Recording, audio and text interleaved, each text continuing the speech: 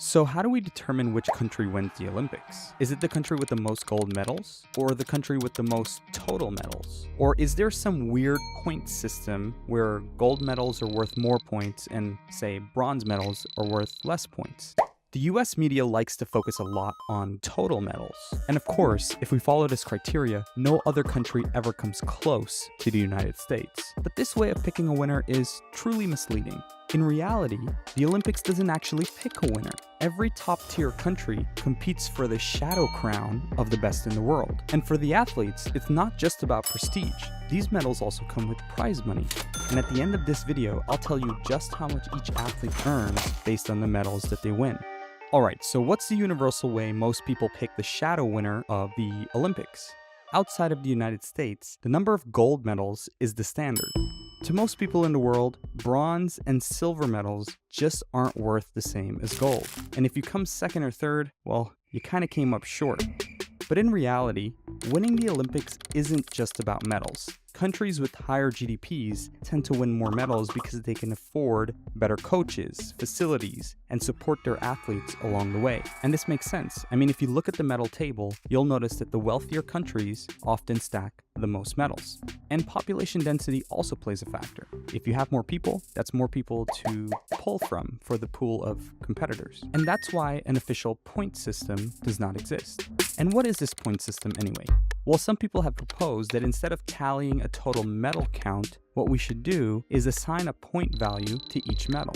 For example, the gold medal will be worth 4 points, the silver medal will be worth 2 points, and the bronze medal 1 point. If a country wins a gold medal, they get 4 points.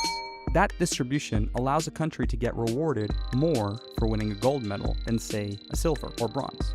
However, the problem with this approach is, again, it really rewards the bigger countries, the ones with the most resources to fund training for their athletes. And gender inequality can also play a factor. I mean, in poorer countries, women have less access to competitive sports. So you basically wipe out half of your ability to compete, which means you start the Olympics with 50% less chance of winning. But there's a really interesting statistic that goes against this trend. You see, countries that host the Olympics tend to see a boost in their medal count.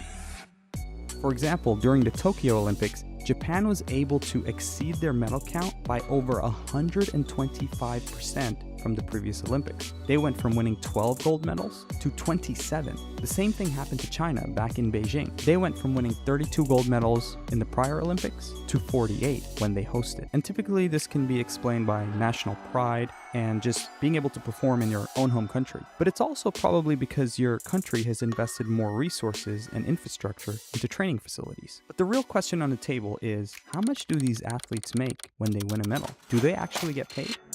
Well, the answer to that is yes and no. Let's start with the no. Traditionally, the International Olympic Committee never rewards athletes prize money for winning. Instead, financial rewards come from the athletes' respective countries. So for the United States, in Paris of 2024, each gold medalist received $37,500. If you won silver, you'll get $22,500. If you won bronze, you get $15,000. But the Olympic Committee decided to do something completely new this year. For the 48 track and field events, gold medalists will receive a prize money of $50,000. This goes above and beyond what they would receive from their home country. And one more tidbit that you might have noticed. You see these athletes collecting their gold medals on the podium? Well, embedded in their medals is actually a piece of the Eiffel Tower. Paris decided to reuse scrap metal from the recent renovations so athletes could take home a piece of Paris with them. They're also given this thing, which is the official Olympic